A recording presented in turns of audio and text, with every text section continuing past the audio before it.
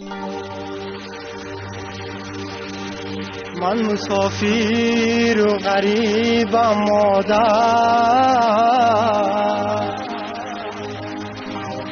دور از خاکی دیاری خویشم،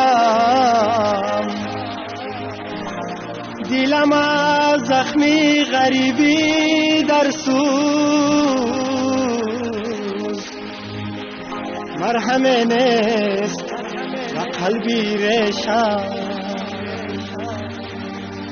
دلم از زخمی غریبی در سوز. سلام علیکم دوستان عزیز، روز همه شما بخیر شدی باشد. خوش آمدین همه کسا به کانال ما. امروز خاله جانم سفر دارن، خیلی پیشکی بگیم پاسپورت کنی اومده بودن. امی همسایه ما و چش بگیم خیلی اموخته شدیم در یه جا بگیم. نما 6 ماه شد دامی کوارتیر زندگی میکنم، قریب بگیم یک جا میشتیم، یک جا خوراک میخوردیم، خیلی اموخته شدیم. باور کنین رهاکی کردن چند قدر ما گریه کردیم برای خاله جانم رفته است. دوستان عزیز در اینجا باشه ویدیو خودمان سر میکنیم. در اینجا کم ترک بگیم سموسه کدیستم، دو زوالا گرفتم.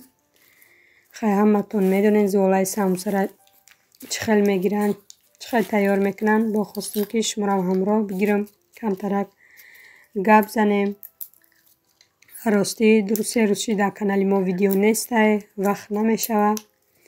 ای قفای می کاروبار، ای قفای کاروبار خونه، ای قفای کودکا، ای قفای کاروبار فابلیک. راستی اسپید نمیکنم ویدیو پرتفتن ده. انشالله که حرکت میکنم که با بر شما ویدیوی نو کنم. خداوند راضی باشه، همش میشوه. میخوای زوالا را تنه کردم دخترا. در اینجا من روغن گاو داشتم، با روغن مسکه کردم. مسکه را آب کرده شکیدم موزی وای میکنم میپیچانم شه شروع کرده مرزلنیک ده میمونم میپیچانم خیلی بریده میمونم. 30 مینوت میسته در مرزلنیک تا دم گرفتن خمیر مونه بگیم. در اینجا نچینکای سموسه را تیار میکنم. پابریکا و پرچ، زیره کمتر، نمک. هزار رحمت کلان دوستانی عزیز برای دستگیریاتون، برای سخنهای نکتون. خداوند از هر یک شما راضی باشه. دستگیری کی باشه با ما هوسمند شده ویدیو میکنیم بهر شما. با به حد می سوم یوتیوب هم کم شده. بسیاری فکر میکنن که ما بسیار میگیریم از یوتیوب.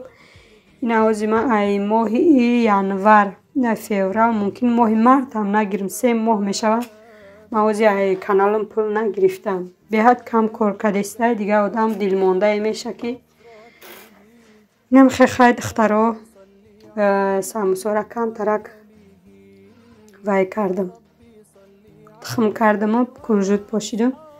در دخوفکه میمانم در 200 گرادوس ده 35-40 مینوت تیار میشود. یک خواهرک من خواهش کرده بودن که دخوفکتون نشون تین یه بار نصیب باشه ویدیو آینده ده میشود. حتما نشون میتیم برای که کامنتری خیلی پیش بود با دیننگی ویدیو دم نویسته بودم. بخش زیاد میپرسم برای بگم که دیر جواب دادنم. انشالله که در ویدیو آینده حتما نشون میتیم بهر شما که ما در چه دخوفکه نمی پخت پزامه میپزم.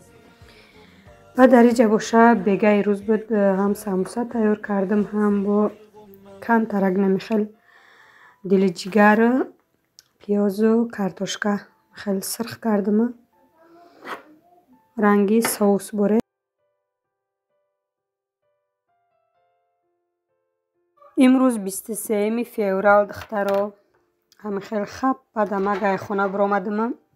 یک جا مهمونی رفتیم کتی همسایه‌مان. خوب ترش که کودک بینی نینی چه بینی بگیم رفتیم. خداوند همین روز در تغوری کرده بگیم که رفتیم کتی همسایه‌مان. همینجا شیشتیم. کودکا میدونستن که من زاد روز دارم و خدنای بودن. با روز 23 در خونه شیشتگی بودن. ما همسایه‌شنی رفتیم. هزار رحمت کلان دخترها برای تبریکاتون، برای سخنهای نیکتون که ما را تبریک کردین. همه شما بخشش میپرسم که من دیگه در کامنتاریام اوقات جواب دادن نمیتونم. خیلی کم باشه مینداری خدمت در همین ویدیو بیان میکنم. بهر شما بهترین دعاها کردین در حق فرزندکای ما، در حق ما. خداوند از هر یک شما راضی باشد. اینجا جای کاری اپامای بگیم کم ترگم خیلی سلیمت کردیم. پیراشکی، بولشکا و خیلی بوباتون خیلی چیزا میپزن. در اینجا بگیم پیش نمیپختنده، فقط خیلی مگزین بوده. خیلی بگیم خیلی چیزا نمیفرختن. ازی باشه خیلی اپام خیلی شده اینجا کار در آمدگی. یک 8 ماه ممکن شدگی باشه کار در آمدگی. خیلی پخت بازوی بگیم تاجی که میکنه. یک دونه نمی پیراشکی را بگیم نمی مگزین چی خیلی فقط این همه خیلی تیار میکنه و فرختنش حق مگزین شونایده. این فقط تیار کرده مگزین میبره. یک دونه پیراشکی را 70-80 روبل میخرنده. این خیلی و پیراشکی با مزه خشرو خروستیاشی. البته یا با مزن در قدر با نرخی بگیم 70-80 روبل میفروشن. این هم خیلی دخترها بینین چقدر پخت بازوی خشرو کردگی اپام همش با سطحی عالی بگیم. اینه واتروشکیاشون بینین چقدر خشرو. پیراشکی را اپام فقط در کمبای نمیشوره، فقط به دستش میشوره. پیشو 100 دانه‌ای میکرد و اسپه نمیکردن تا بگه تمام میشید. حاضر 200 تایی میکنه پیراشکی را به دستش میشوره خمیرشه و کمباین میگه خیلی رنگی ریزینکه میکنه خمیر پیراشکی را. دخترای پاسیلکای جیانمای گرفتمشون. راستی درک نداشته که من در کمپانی فابرلی کار میکنم.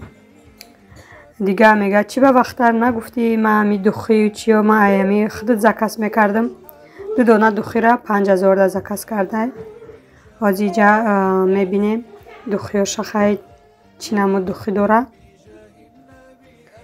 اینم خیلی خیلی من خودم زکس کردگیم ایفا بیلیگ 2 تا پاسیلکا دارم 28 در هر دش میشوه. یک تاشه خیلی شید زکس کردگی بودم.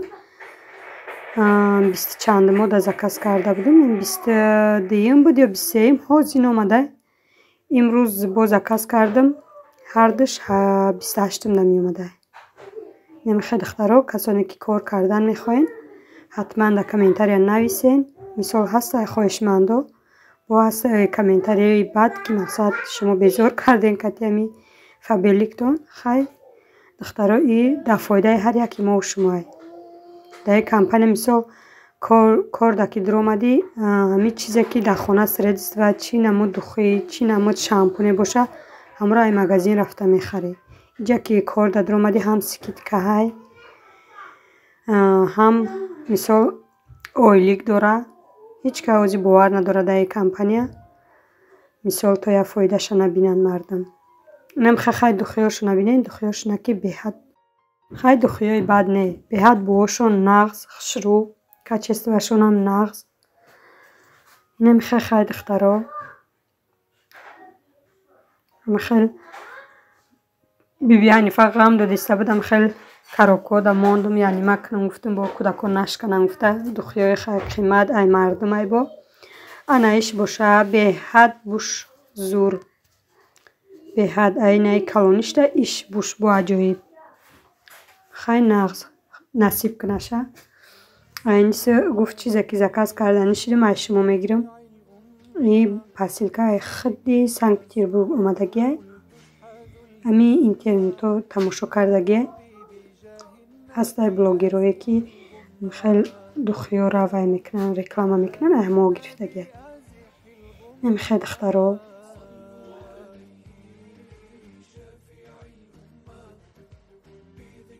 من عادت ندارم مثال چی یک کس چاقا شوم یکی بچه کاسینگلم کشویم بینیم گفت گفتم یک کاروکای کلونه گفت چی باشه گفت من 2 دانه بار زکاس کردگیم 2 دانه دخی یک کاروکای کلون نمی 2 دانه دخی انمی قطر دیگه مسورکا برآمد حیران شدم گفتم که این قدر چی با یورا بار کردین مسورکا. بعد گفتم پلی پاسیلکات دادگی گفت نه پدرکم خیلی پلی همی با دخیوره دادگیم تمام یکم اتاج دا پشته دیم اتاج دا مایم دخترو سهر کتی رفتم پلی سویت سپورم گفتم که گفته که کامپیوتر کار نکرده است اینترنت است با و کاغذهای گازدار آوردگی نبودیم اینجا پشته آمده نصیب کارشم باید رستگ میبینم و کاغذها را آورده باشند اینترنتشون کار دادر اومده باشه پلای سوید مسپارم خیلی شیر آوردگی یعنی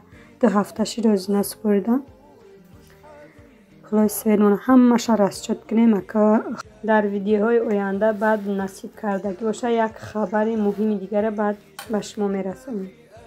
دوستان عزیز امروز هوا بهت خوشرو بود سحر تا کودک رفتن تست کارم میکنم بیبی حنیفه یک روز شد بهت تمپراتورش بلند میشه ای سبب یمی دندان بروریش نه گریپای نه سلفای بگیم چه قدر خیلی تمپراتور میکنه سرش گرم میشه پشتوی گردنش کتی راستی کودکا که رفتن من همی دخترم میگیرم میشینم دیگه یگان کار کردنی نمیمونه یعنی خوش برم یک چطق بگه درو میخیزه 10 مینوت بره خو میره تمام دیگه همی کودک منو کسل شد میدونه که چه نازکه غم میتی همی گرفته میگردم شهر روی خونه انشالله که دخترها با پخت پزا میشه یک درست شد خیلی چخیلی که گفتم بیبی حنیفه بهت تمپراتورش بلنده نمیمونه یگان کار کردنی تو یک کاربار همی خونه را میکنی روز بگه میشه خودش امروز بیرون نبروردم شه خیلی نبروورده بدم بیرونم خشرو افتاد